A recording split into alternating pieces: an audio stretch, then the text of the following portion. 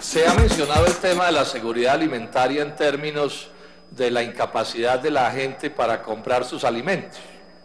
Y esa es, digamos, una manera que se puede enfocar.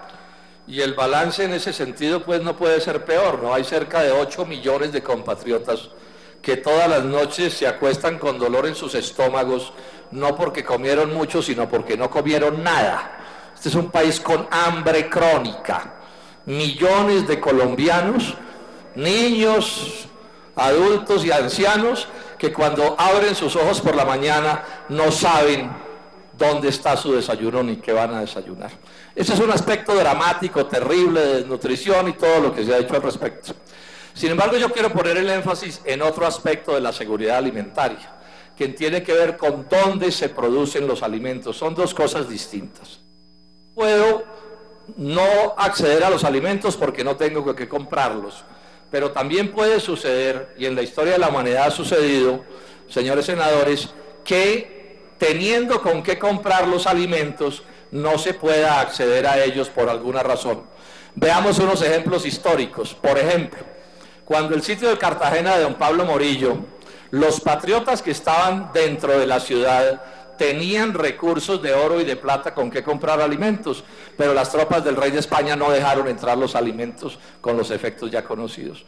Hay otro caso famoso en la historia de cómo unos especuladores ingleses en el siglo XIX en la India se compraron todo el grano de una provincia de la India y provocaron una hambruna entre los habitantes de esa región, de ese subcontinente. Y otro caso más conocido todavía, como durante la Segunda Guerra Mundial en Europa hubo una verdadera hambruna, porque a pesar de que la gente tenía recursos de dinero, oro, plata, joyas, por la guerra no se producían los alimentos y entonces no había dónde comprarla. Entonces, a partir de esta preocupación del problema de si los alimentos están disponibles o no, así se tenga o no dinero, hace un par de décadas o un poco más, la FAO diseñó el concepto de la seguridad alimentaria, que algunos también lo hacen sinónimo y para efectos prácticos podríamos aceptarlo al concepto de la soberanía alimentaria, es decir, el problema de dónde se produce la comida. Yo tengo acceso a ella, sí o no, dependiendo de dónde se produce.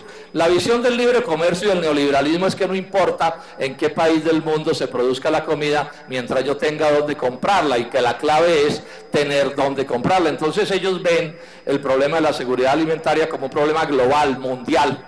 A mí me decía que un ministro en las discusiones del TLC con Estados Unidos me decía: senador Robledo, ¿por qué Colombia tiene que producir alimentos? ¿De cuándo acá? Si tenemos petróleo o tenemos carbón, pues tenemos los recursos en dólares con que importar los alimentos que necesitemos. Luego, esa idea de la seguridad alimentaria como un problema de producir los alimentos es una idea que no tiene sentido. Esa es la visión del libre comercio, es la visión del neoliberalismo, que apunta a concentrar la producción de alimentos en unos cuantos sitios de la tierra y desde allí distribuirlos para todas partes.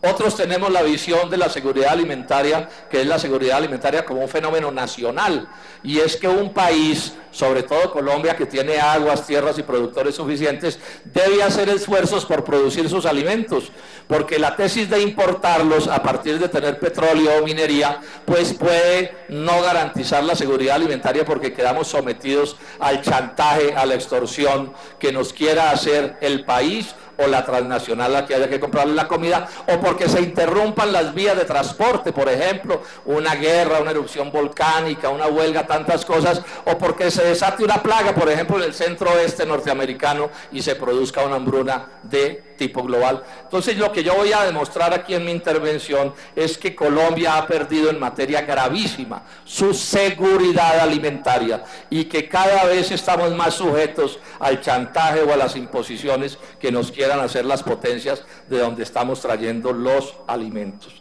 Las cifras son contundentes, señor presidente. En Colombia se producen 25 millones de toneladas de productos agrícolas al año. De esos exportamos 4, o sea, eso no es dieta nacional, eso es café y banano y otras cosas que exportamos. Quedan 21 millones de toneladas e importamos 10.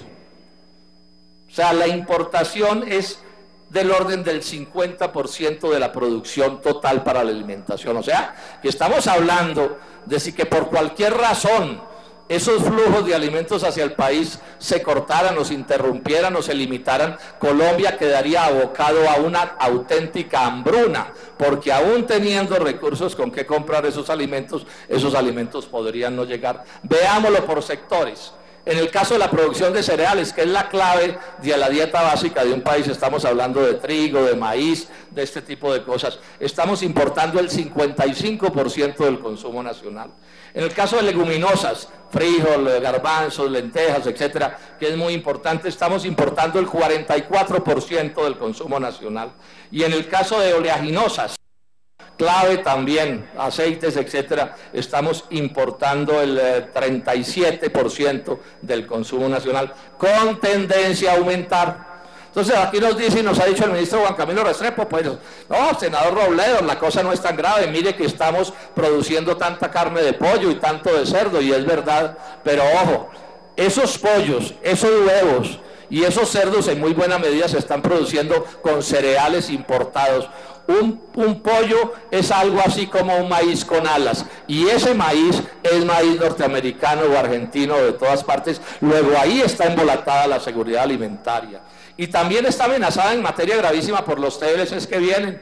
Todos sabemos que el arroz va a sufrir pérdidas descomunales con el TLC con Estados Unidos. Si no está entrando más, es porque, bueno, hay algunos controles pero no porque seamos competitivos. El caso de la leche es pavoroso. Colombia es autosuficiente en producción de leche. Tenemos toda la seguridad alimentaria en leche, pero lo que se viene en leche es sabido, es una masacre contra los ganaderos de la leche en Colombia, que van a ser literalmente aplastados por las importaciones de sus productos. En los últimos años esto tiende a agravarse. En los últimos 4 años las importaciones de cereales han aumentado en 75%, las de semillas y frutas y oleaginosas en 133%, los cárnicos en 42%, y apenas están empezando los tratados de libre comercio con Estados Unidos. Entonces Colombia, desde el punto de vista de la seguridad alimentaria, no puede estar peor, senadores, es imposible una situación peor, porque la tenemos ya perdida en proporciones gravísimas y porque la vamos a perder más en los próximos años. Yo oigo a los ministros el mismo cuento de hace 23 años, desde los días de César Gaviria Trujillo. Eso lo debían tener grabado, señores ministros, y prender la grabadora y siempre repetirnos el mismo cuento, que es que hay un mercado muy grande en no sé dónde, que en ese mercado de pronto podríamos, es de esperarse, nosotros creemos, soñamos, y no dan una cifra. No pueden dar una cifra. Muéstrenos, señor ministro, qué carajos es lo que vamos a exportar de productos agrícolas a Corea, pero con cifras. Y mientras tanto sí se abren las importaciones coreanas para destruir también la industria nacional. Nos echan el cuento que a Europa no sé qué, paja. Todas las exportaciones posibles de hacer de productos agrícolas a Europa ya se están haciendo. No va a entrar nada nuevo a Europa por ese concepto, y sí nos van a inundar, para poner un solo ejemplo, de productos lácteos y de cárnicos también.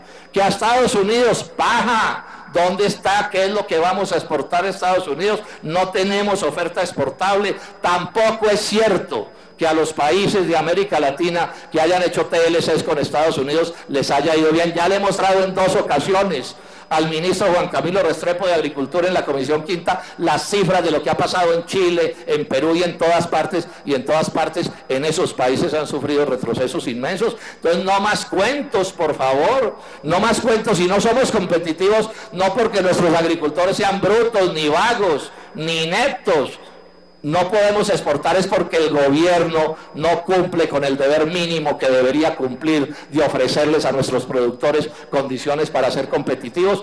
¿Cómo vamos a ser competitivos si tenemos uno de los combustibles más caros del mundo, energía eléctrica de las más caras del mundo, tasas de interés superiores a las norteamericanas y a las europeas, ciencia y tecnología subdesarrollada? Todo lo que es la obligación, ministros, de ustedes de ofrecerle a la gente del agro, no se las ofrecen.